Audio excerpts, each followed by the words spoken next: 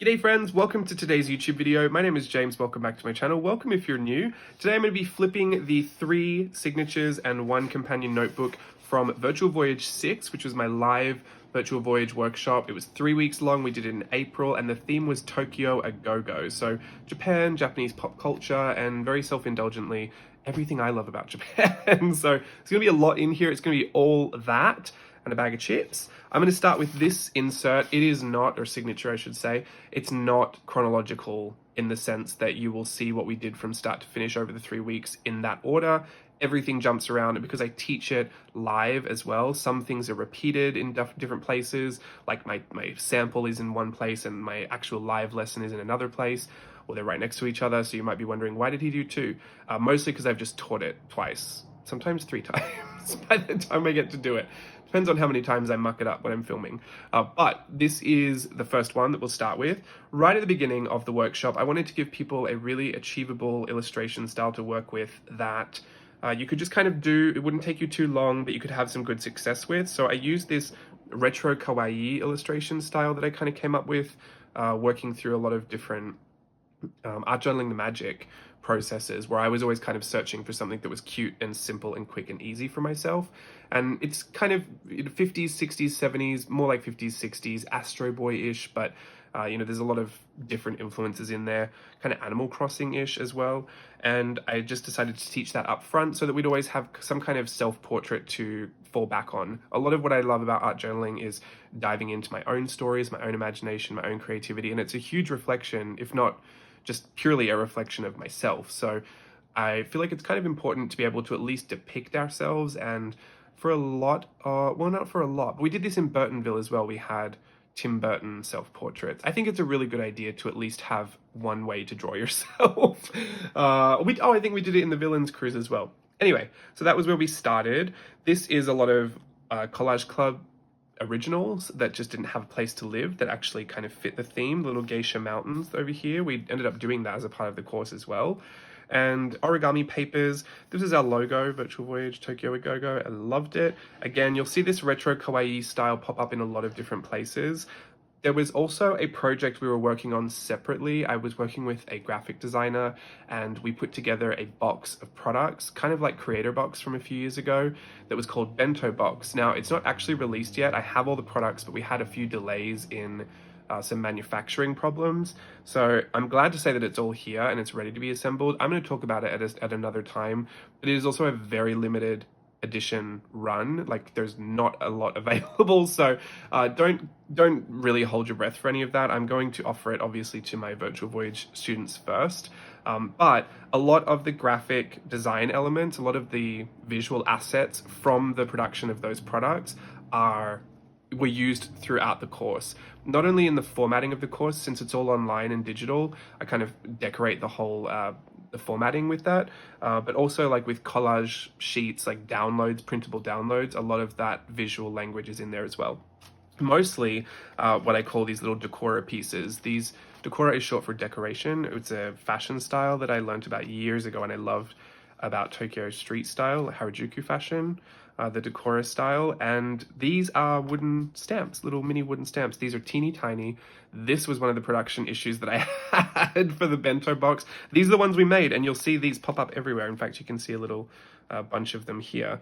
So this is, this is kind of all of what you're going to see repeat itself a lot. And this little guy here, his name is Anku. He was our mascot. We did a mascots lesson. Everything in Japan has a mascot, so Virtual Voyage 6 got a mascot. His little rope anchor in that retro kawaii style as well. By the way, I'm thinking I might try and order some more of these. This is so not about this video, but just in case you were wondering about asking, I don't know if I'll make this like exclusive to the box only. But yeah, leave it with me, because I really, really love these, and these work super well. They're so detailed and they're teeny tiny. Anyway, that's that on that. Here we have some notes on a lesson, the first lesson. Sometimes I give myself a little cheat sheet just so I don't forget anything, or I can like streamline something. Especially when I'm teaching live, I can get really sidetracked really easily. I mean, look at me just talk about bento box instead of flipping this journal, which is what it's about. We did a lesson on rally stamps. I made a rally stamp for a journal meetup that I hosted a couple months ago, and I just loved it. So I wanted to make sure that That was something I taught because I was inspired by rally stamping, which I think only ever happens in Japan. I've never heard of it being anywhere else. I used to collect the train station, the Eki Stampu, but I also did a Pokemon one once where you have to go to different train stations and collect the different Pokemon from the different stations. Sometimes though, they make you go outside the station to get it, so you get charged for actually like completing the trip and then coming back in. So yeah, just be careful because sometimes your stamp will cost you $1.60, but you know, totally worth it. But if you go to places like the Traveler's Factory store in Japan, like they'll have a whole bunch of stamps in there as well. It's just any like temples, like shrines and stuff, sometimes they have it, popular tourist spots. It's, I don't know, just something about Japanese culture that obviously if you're a journaler is of great value to you because it's like passport stamping everywhere you go. You always have this really specific ephemera for your visit. So anyway, I love that. I wanted to use our retro kawaii self-portraits to do that so it could kind of be about ourselves. And some people actually had theirs turned into real stamps, like me. I had mine done through No.6 Co, and I think that's who they used as well. You'll see them in here, and I'll make sure to point them out if I don't forget. Oh, here is some more. This is my companion notebook, and the grid is really what, you know, kind of set me off. I've been loving working with this gridded notebook. It's just a Moomin journal that I got from Maido. And yeah, it's all symmetry. And you can see that these were all of the motifs, like really simple motifs we were working with. And it all does line up with the grid. Like there was a whole process that I kind of explained about how I think to work it all out. And essentially it's just symmetry. So you can just do one half of it. And especially if you've got like a digital program you work with, I did here for our passport stamp, which is kind of like the commemorative stamp for the whole cruise. I decided to draw all of the bits and pieces of stuff we had learned. So everything you're about to see can be summarized into this, and I did it digitally in Procreate, and then I flipped it, and it was all good to go. You'll see a big picture of that in another journal. But yeah, rally stamps, really fun lesson. I'm really glad I put that in there. These little bits and pieces are haiku. I did about 20 haiku, I think, as a part of one of the content, and downloads were these printable like sticker little washi strips. I made a bullet train out of those. This was just something I did before the course had started, inspired by the cat bus from My Neighbor Totoro. Washi, not washi. It is ohashi. Chopsticks. Chopsticks. There you go. Is it ohashi? Have I completely made that up? Anyway, vending machine. I did this in Memory to Memento, my travel journal workshop, and I've loved it. So we made a little retro kawaii version, put this little PET bottle in there, and you'll see a lot of these photos as well. These are of the costumes that we wore for our theme night lives. Some more haiku. I won't go too much into the journaling because it's just little notes that I made about sometimes like how I felt about the lesson or where the lesson came from, or a little note about something. It's not super like personal journaling or anything. Sometimes it might be, but I don't remember any of this being that. And then a lot of the where you see these 3 lines and this kind of header 1-line illustration, this kind of contour illustration, those are haiku. And that's because I wanted a physical copy of it. I know it's all in the course and I can always go back and look at it, but I like it to be in my journal. I've used a lot of packaging from stickers to create these tip-ins. This was a mascot. Oh, like this is a sticker backing. This is a sticker backing as well. I did a mascot lesson. This is a Starbucks mascot, Starbucks cup, little pencil, traveler's notebook, Crayola crayon. And this was the page that I used to teach the lesson. So once the lesson's finished, I have all this extra space. So I did leaves up here and did the Star Festival, the Tanabata wishing tree. These are little wishes. So that was a good way to fill that in. This was Pokemoji, a lesson or like a little activity that was really fun, taking different emojis from this set that I had put up and blending those together to create our Pokemon. Pokemon are, I mean, it's just such a... Honestly, when I think about Japan, like one of the first things that come to mind is Pokemon, especially when I think back to my childhood. I was obsessed with Pokemon when I was younger. Even the only game I ever really played, other than Mario Kart when I got older, was Pokemon on Game Boy Color. And I had Pokemon cards, and I would draw Pokemon, and I would try and make my own Pokemon cards. And I remember once I got foil, like alfoil from the kitchen, and tried to color over the top of it and stick it down on my Pokemon card to make a foil, like a holographic one, because I was so upset that every time I would get these booster packs, I would never get the holographic cards and my brother would. Of course, he wouldn't give them to me. But anyway, we made our own little Pokemon. This one was this guy over here, but I just did a more kind of detailed pencil blending. I used the blending stump, the tortillon, to make that one. Thought it was really cute. This is an abandoned lesson, the 3D foam art latte. These red circle things you see here, these are hanko, name stamps. We did our own versions of those. I taught it at a Live on the Lido Deck lesson. The Live on the Lido Deck live streams are a lot more laid back. It's kind of like 2 hours of chilling and just doing a few fun things. The theme night live, because there's two different types. The theme night live is where we get dressed up and we do the little intro and we do games in the middle with prizes and we have 2 structured lessons. So that's a lot more intense. And I believe in this one we had 2 Live on the Lido decks and 3 theme night lives. I think that's how that worked out. In that Live on the Lido deck with the Hanko name stamp, we also did the Senryo Kokeshi dolls. So you'll see some of those floating around. This was another one of those kind of interactive journal elements. This one's the post box. If you look close, I changed the Japan post to JLB post. Just fun little details there that take a lot of time but aren't really worth much in the end.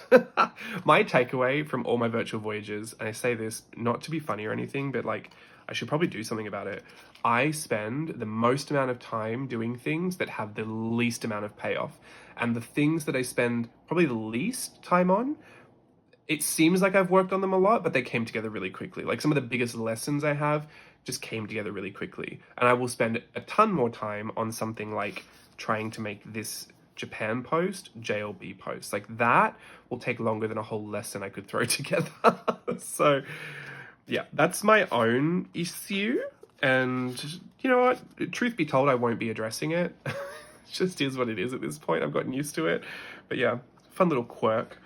This is a page that I did. These are Harajuku girls, my little Tokyo Street style inspired illustrations. I used the Akiko and Ayako stamp set from my stamp sets from my store, and then I just put the haiku in here. This is all formatted to be a weekly spread, just because I thought if someone was planning a week or something and they wanted to make it Virtual Voyage 6 themed, they could in the end. And actually the photo behind it, I didn't think I explained this. I didn't think I explained this.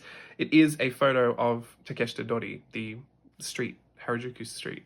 It's not actually Harajuku Street, it's called Takeshita Dori, but it is the main one that people associate with Harajuku, and this is where you'll see all those fashions. Here is a double page spread, and there's a few more of these actually. Yoshi Tomonara, a style study. This was one of our lessons. This one I did for Art Snacks. This guy is here. That's the real one.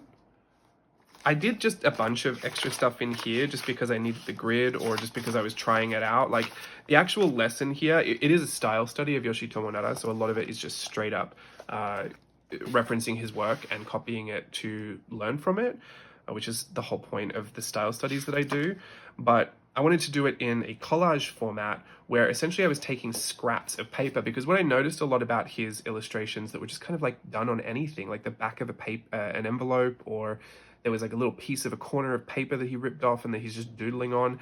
And I just loved the look of it. I thought, you know, I'm not going to do it all with like proper papers. I want to just grab stuff that I found around the house. So I tried it in a different bunch of books. I think I did it in a smaller A5 version as well that just looked absolutely insane, so I got rid of it.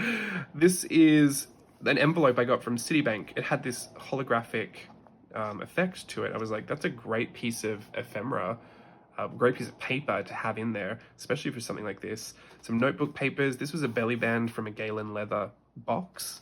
So I would draw on those when I was doing the studies. I think I used the Lakma book and the other book, Nobody Knows. But it was all Yoshi Tomonara's work. And yeah, I was trying on black paper. I was trying on this handmade, really, really textured paper. That looked really pretty. Lined paper, gridded notebook paper, manila tag, anything I could find really. But honestly, like the trashier the better. And I think by this point, I just decided to work on things that weren't too distracting on a video. I think that I make a compromise sometimes where I know I'm teaching something and it has to be a bit more understandable. So yeah, but there was a lot of fun putting that together. These are photos, our portraits. Our first theme night live we did, Steve and I were these like real life Mario and Luigi, and the, what was it called? Round one was the theme. So it was kind of Japanese arcade themed. But yeah, if you see these little illustrations as well, this was Pictionary. One of the last games we like to play for a big prize at the end of Virtual Voyage 6 is Pictionary. And Steve my husband gets on the table and he will draw. So once he does that, I did this before, I like to finish them. I think I did it with pencil, like scribbly pencil in the last Virtual Voyage. This time I actually tried to finish it properly with Copic markers and some details. So there's some really interesting little illustrations. Some of them I just love, I think they're so fun. Like this one here, this is from Pictionary, but it's such a cute little ramen bowl. So yeah, you'll see those pop up as well. What else have we got? Something's rattling over here. Oh, I think it's outside. Okay, this is, oh, I think I folded that. This is my Tamagotchi me, It's a Tamagotchi.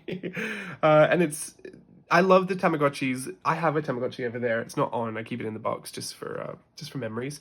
But I had Tamagotchis when I was younger, and I thought it'd be such a cute way to kind of document your stages of life, because essentially that's what the Tamagotchi were. They came in these stages of like baby, child, teen, adult, and I used this to make a little kind of photographic journal within a journal of those different stages of my life. So this is baby me, child, teen, adult. I stopped at a really flattering age for that photo. Anyway, but yeah, I made this kind of journal within a journal. It was just a nice little life cycle journal. And I thought Tamagotchi, this is one of those things where we say it's themed for inspiration, open for imagination is kind of the tagline of Virtual Voyage. And having the theme and diving into things, really specific, niche, like kind of nuanced topics and ideas like Tamagotchi. Like I wouldn't really ever just go to that in my brain, but when I'm researching Japan and Tokyo and Japanese pop culture and things like that pop up, and then you read a little bit of it and you're like, oh wow, that kind of lends itself to journaling because it's about stages of life. So then I go into that and I'll make a lesson around it. I think I actually offered this as a printable set so that you could just kind of put it all together. But yeah, things like that just kind of happen because you're studying something specific. And I really like that about the theming of the workshops. It kind of gives me a really good direction to go, and that helps a lot. Here are some sticker backing cards, more of the haiku, and these were the portraits for Cutesy Fruitsy. It's so funny. The first week we did round one, which was Japanese arcade theme, but we were Mario and Luigi and actually went to Laguna Beach to take photos of it. This was the first time we did it on location. But the second week we were Cutesy Fruitsy, which was Harajuku street style inspired, but we went to an arcade to take photos. And Steve actually called and said, can we bring in lights? And we had an assistant, and she helped us take like the couple shots, and it was a whole production. We went in the morning to try and avoid the crowds, and I was fully dressed up like this, had all those little gems all over my face, the lamb's ears, the crazy outfits. Steve had this like bear mask hoodie thing on. We looked insane, just in Santa Ana, just downtown. Yeah, but you know what? Times have changed. It's actually not, I guess it wasn't that shocking to anyone because no one really made a big fuss. Anyway, they said yes. They said we could film it, take photos in there. So that's where we had the big light in there and everything. It was crazy. This was just an old Collage Club illustration that I really loved, that I wanted to put in here because it gave me all those neon vibes. More old Collage Club stuff. This is wrapping paper that I got, I think it's Eric Small Things. I got it from an order, maybe Cute Things from Japan, maybe? It was definitely from an order I got with lots of stickers. And these are Tamagotchi, like life stages in the background, little 8-bit illustrations, more of my little Anku mascots here. And this is Takashi Murakami, and it is the big flower. We actually looked at a bunch of different well, I did. I looked at a bunch of different work that he had done and kind of blended it all together into one. This was the same, so we do cruise activities or video tutorials. This was the same as like the style study that we did for Yoshitomo Nara. Takashi Murakami was our other artist. So that was two different artists that we were looking at and doing lessons based off of. And originally it is the flower, and it was about picking, for me, this was about kind of like how to work with tons of like crazy colors and make it all make sense. But also this kind of idea of rules that I have, these loose rules that I have when I'm putting together certain work. And because I really struggle to pick a ton of different colors and make it all work, I kind of went through that process. I did with Copic marker in here and Copic marker here as well. I actually love this one more, so please enjoy this one. And then I did a small, easier version where we just did spots instead of all of the different patterns, because I think I confused a lot of people with all the different patterns. It was a good challenge. I'm going to say people did a really good job, but I did hear a did hear a few people say it was a bit much, which is okay. You know what? Such is life with Virtual Voyage 6. I have had so many people ask me what type, like what level do you have to be at to do these workshops? And I set a rod for my own back really, because I say it can be anybody. So I always have to make sure that there's something that is totally achievable for someone just turning up with a pencil and paper, and that there's other stuff for people who've been doing this for like 4 or 5 years, who are ready to like push themselves into really uncomfortable territory. So I think we kind of hit a full range of skill levels within Virtual Voyage 6, with all the Virtual Voyages really. But yeah, this one was very confusing, and I think it's a good challenge. I love how it turned out though. The biggest challenge of this whole page was the patience I needed to do all of these leaves properly. I have realized one thing: as much as I think drawing the leaves all through the background are cathartic, and I do that all the time, not when they're structured, not when they're neat. That's the difference. This was not soothing. After a while, it was stressful, but I think it worked. And then we had a printable sheet of different versions of the flowers, and I decided to make mine a whole garden. So yeah, that kind of worked. And Kiki from Kiki's Delivery Service, this was a lesson as well. I love this dry ink brush technique, and we did that. These are more of those portraits from the Cutesy Fruitsy in that round one. This was a close-up of the eye from the flower, just so we could really see what was going on in there.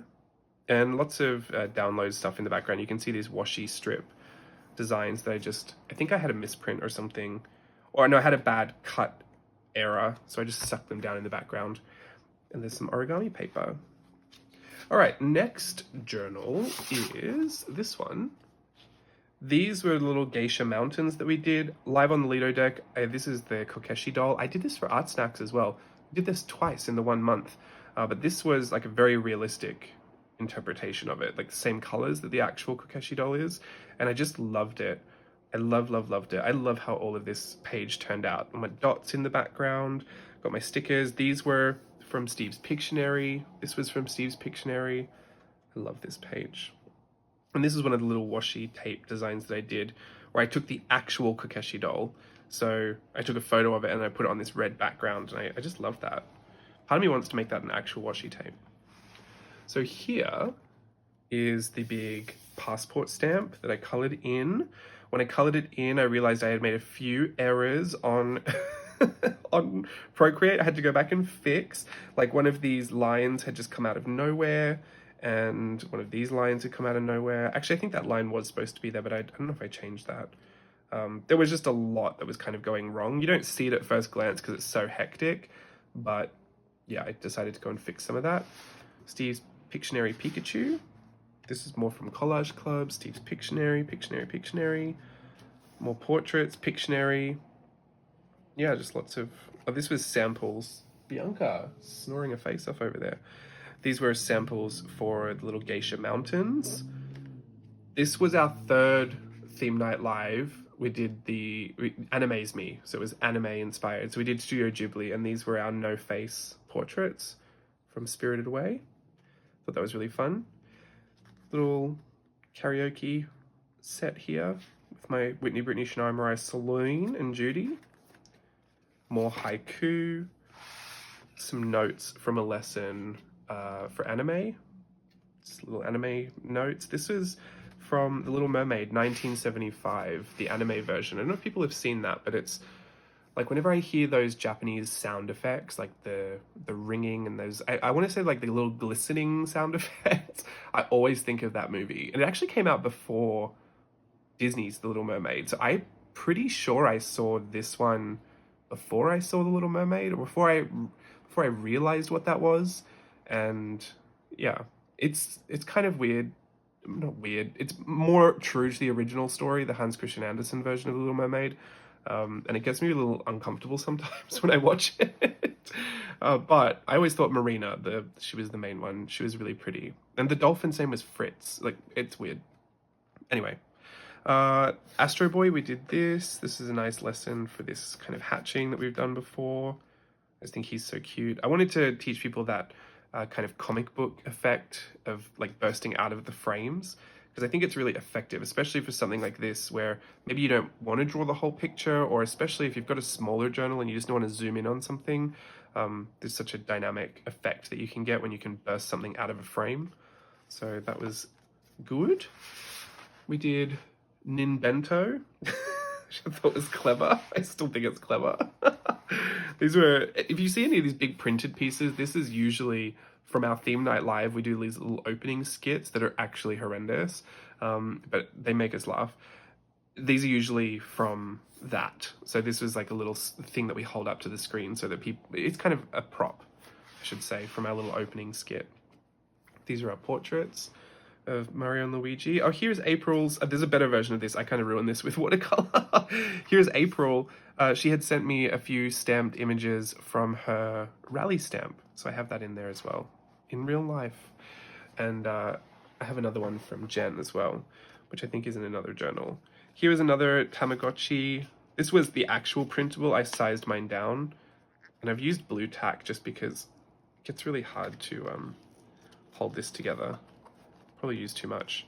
These are just more of the portraits. I'd already done the life cycle, so I decided I didn't need to do that again. But it's cute to have all the little photos like that. This was the same idea as Memory to Memento, my travel journal workshop, when we did the phone, and I wanted to document a night out, but I hadn't actually taken many photos, but I did do an Insta story. So I screenshot all the Insta story photos and just printed all those out, made this accordion fold, and it was a hand holding a phone. So this is kind of the same thing except Tamagotchi themed.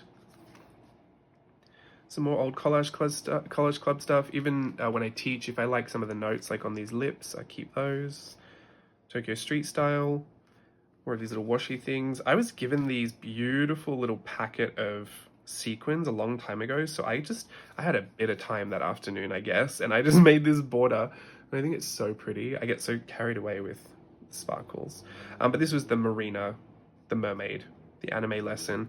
This one I felt like the eyes got away from me because it was they were too dark compared to how everything else was, but there is something that I like about it.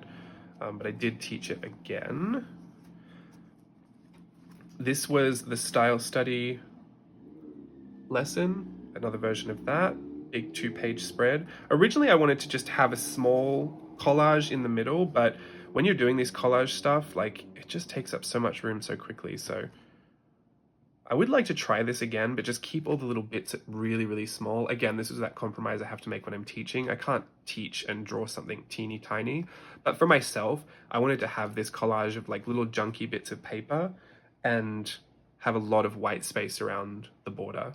I really like that look when it comes to collage. I just finished it off with lots of little stickers and stuff as well. I love these little flocked stickers. Here are some of those props from the intro that we did, obviously all Mario themed. Little sticky pics. Pretty good up. More of our, oh look, these are the Sanrio Kokeshi dolls. More of our portraits. This was a little test I did for a lesson. Studio Ghibli teapot. Another one of those abandoned milk foam 3D art.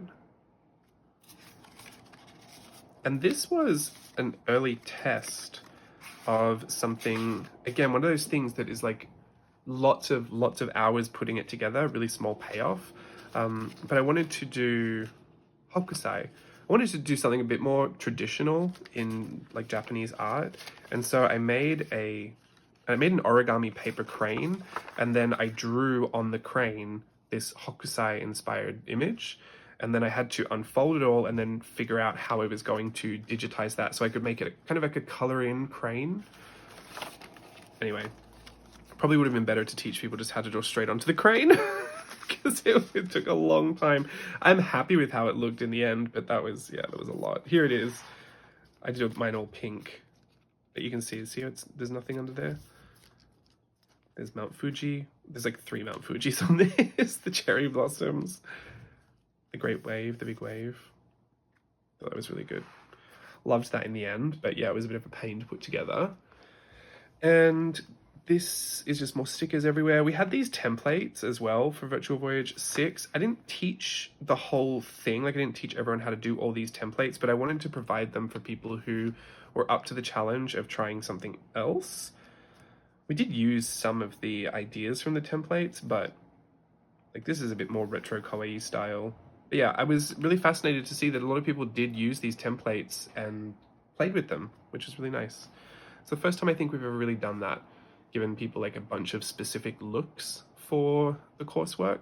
Usually it's just, you know, whatever ends up happening, but this I did well before, and it was kind of good for me to kind of narrow down the aesthetic before I start doing it as well, because I can get really carried away when I have too much choice.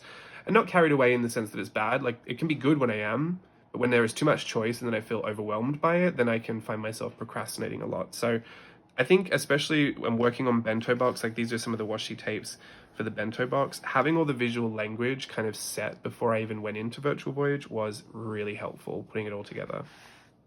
Here was a lesson again, Decora Gyal. She is stickers everywhere. Loved that.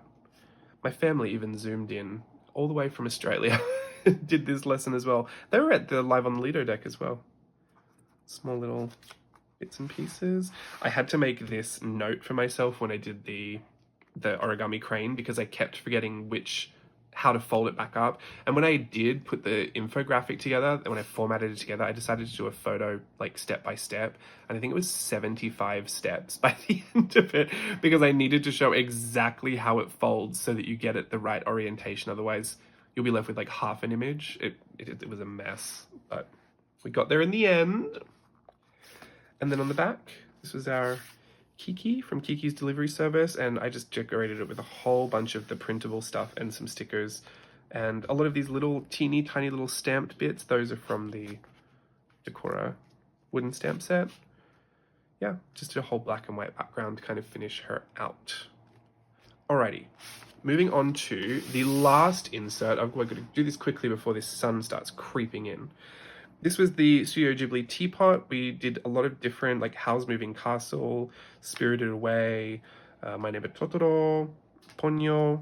Did a lot of the different characters in here to kind of put them all together. I loved it. And then we did the kintsugi, the idea of cracked pottery, porcelain, fixing it with gold or silver, kind of preserving it. Love that. We did this Sailor Moon as a part of our live lesson as well. And oh look, here's Jen's rally stamp. Love that. This is actually stamped. Isn't it great? And there's a letter from Jen in here as well. This is Steve's Pictionary. These were my face jewels from my costume. And this was the first go I had at doing the Sailor Moon. And so they're very different. I like to show people this because we kind of joke a lot that when you go to do something, when you teach it live, it'll be the worst time you've ever done it. I don't necessarily think that's totally true. It's not always, but I just do like to show the difference between doing something when the camera's off and doing something when the camera's on. And especially like doing something when the camera's off and having, you know, an hour and a half to do it, doing something when the camera's on and having 35 minutes to do it. So it's kind of, this is the trickiest part, I think, for me with Virtual Voyage, is having these kind of ideas that I really want to do and I want to show people how to do it and I want to go through it, but doing it in a live lesson so I can get all the information in there and I can give live feedback if people have questions about it, but also being realistic with how much you can accomplish in, you know, an hour. Because some people, it's just not going to happen in an hour, and some people are happy to just go with the flow and see how it gets done. But I know others do really stress at the thought of like, well, if it doesn't get finished, I may as well not try it. I'll stick with something else. So I'm okay. I think people should do what makes them comfortable in the end. But I really do, I like to be able to push people. And I think we have a really fun time doing that. And from what I can say from my own experience is we have more often than not received feedback that people just kind of lose all their inhibitions and they just go for it. And I really love that and I really appreciate it. So thank you if you're one of those people, because I know myself, sometimes when I'm in live lessons and if I feel like I'm not going to get it finished, I just won't start it. And sometimes we really put some stuff out there that can be quite challenging. Like I said, I like to run the gamut between people who are just starting and people who've been doing this for years and years and years. So I teach it like you're just starting today. But if you've been doing this for years and years and years, maybe you'll be able to get it finished while we do it. But yeah, we did all of this live. There's a lot. And that was only one part of the lesson. We did something else in the beginning. This was a part of our Tokyo Disneyland parades. One of my favorite things in the whole world as far as entertainment goes, just a seemingly endless budget. And there's so many different parades. This is from Dreaming Up. This is the Mary Poppins float. And I was teaching, this was kind of one of the most involved kind of formatting experiences for kind of like content that isn't teaching, if that makes sense. We did end up doing a live version of it with Rapunzel float. This is more Collage Club. I got a beautiful letter from April. Oh, and there's her rally stamp, all neat. Beautiful. This was the Usatama on the Run parade float. I was showing different styles of the parade floats and how I interpret them, because they can be quite intimidating. They go past really quickly, so I would always snap a photo. But going to draw a whole parade float can be intense. So I did a whole bunch in my notebook, my gridded notebook, and then I used some of these to break it down even further. I taught this Peter Pan and Wendy one. It's actually the back of the Mary Poppins float. The back of it is the Peter Pan and Wendy. I taught that at an Art Journaling the Magic as well. Not the same lesson, it was kind of different. This one had more of the idea of how I break it all down, the information. And it was a lot more involved, like this kind of step-by-step process.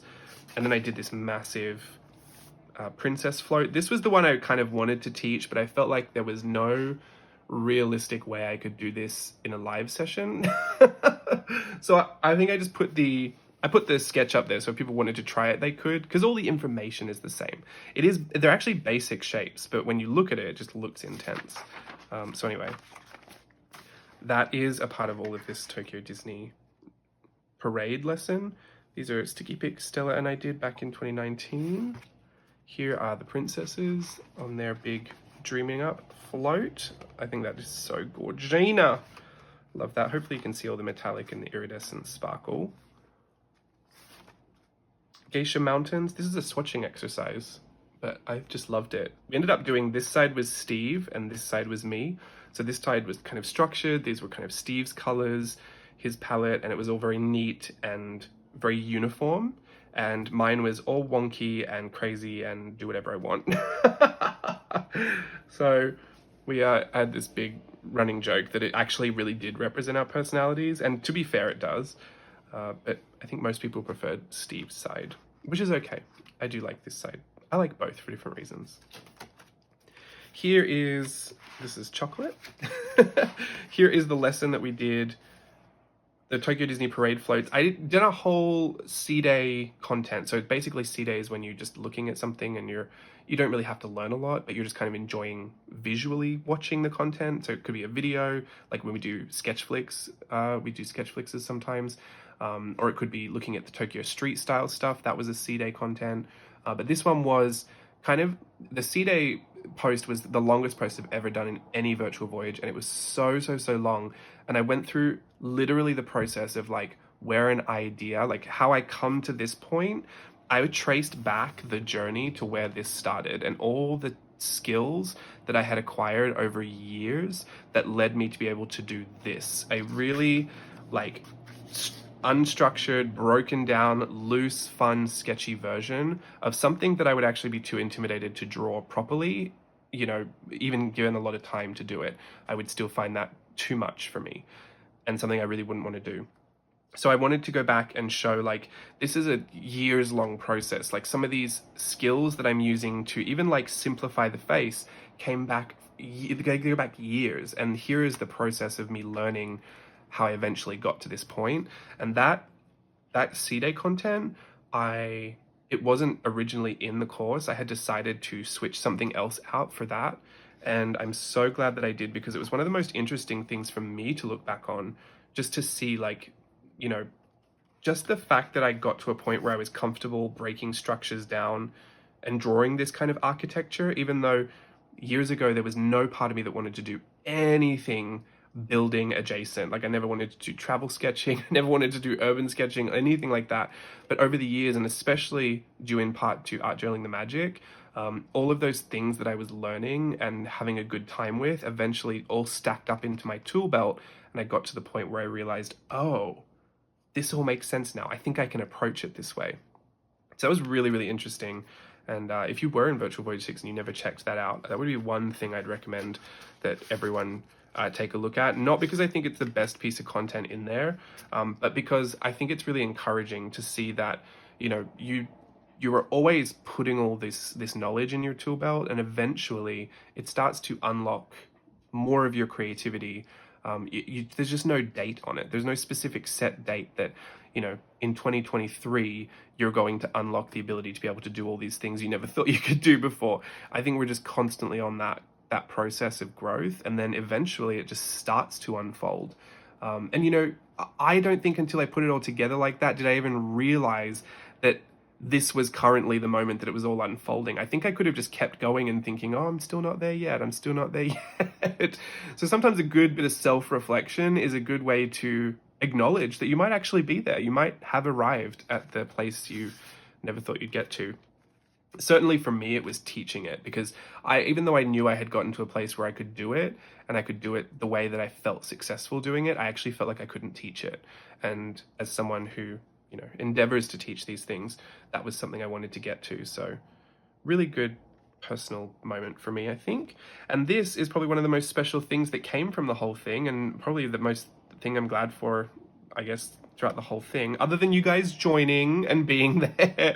That is also obviously my favorite. But this little insert is my whole family. This is a whole generation of people doing the exact same illustration. So this one's mine here.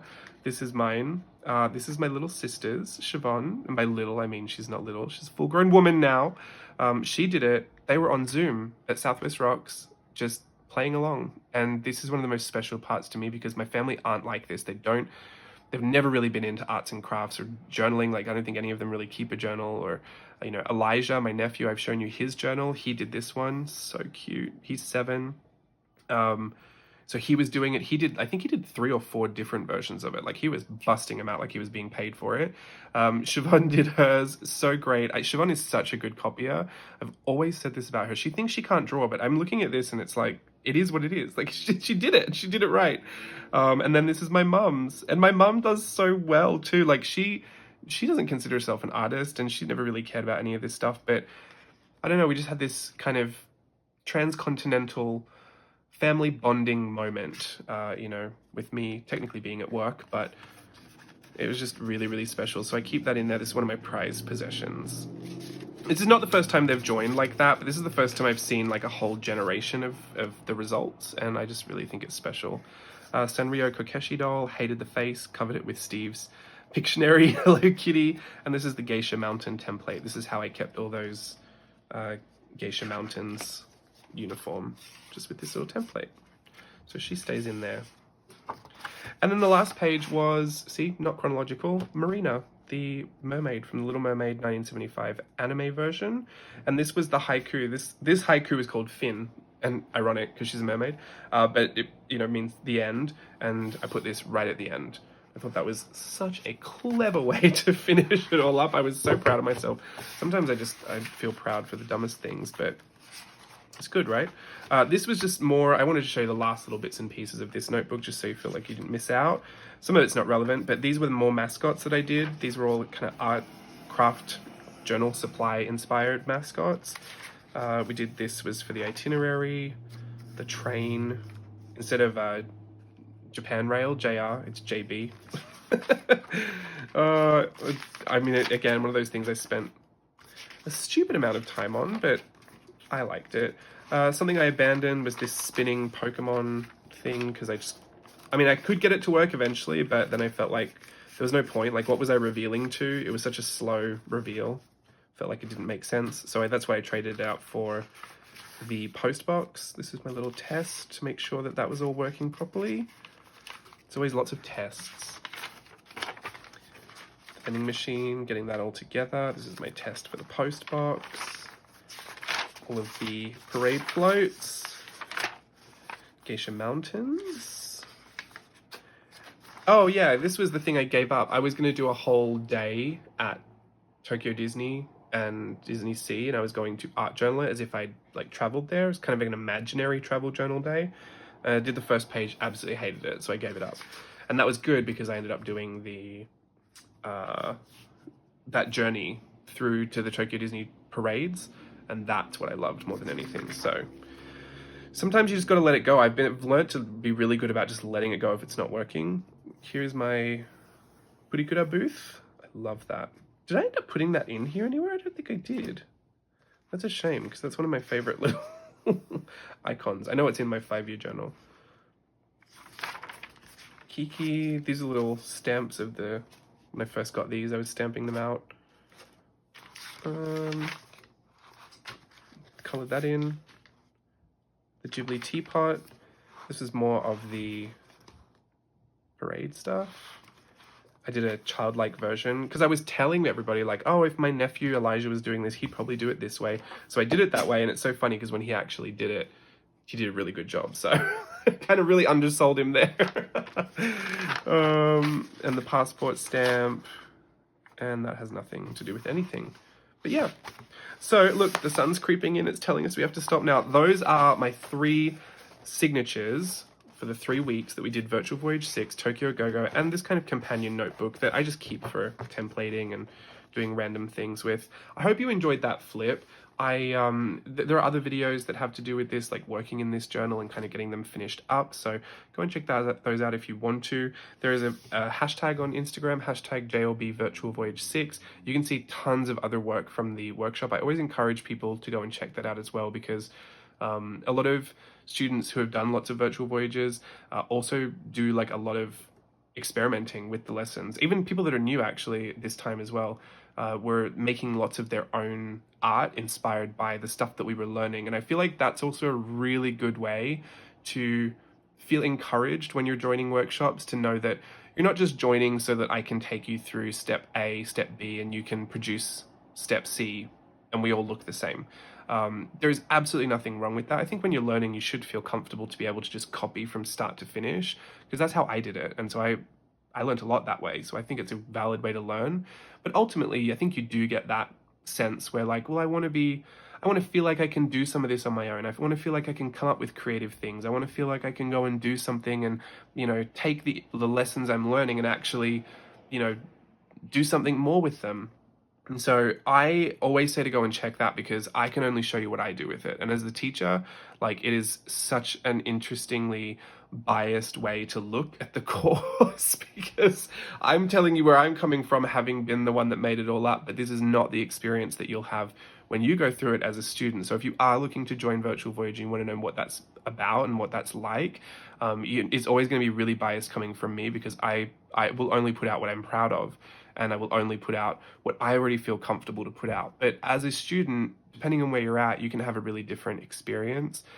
Thankfully, I've only ever had good feedback, and that makes me really happy. But I would always encourage you to go and do that as a part of your research if you wanted to know more about it, because then you can see just how people get on. You can see what the results kind of look like, especially if you feel like you've found people who are kind of at the same place place that you're at.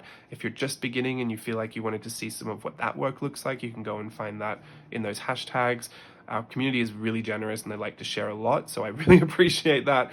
Or if you're someone that's been doing this for a while and you wonder, like, what could I do with this knowledge? Like, is there potential to use it beyond just recreating what I'm seeing? Then you can go and see what other people have done with that as well. If you're if you're curious to know more about what the whole course is, if you made it this whole way and you don't have a clue as to what I'm talking about, you need help.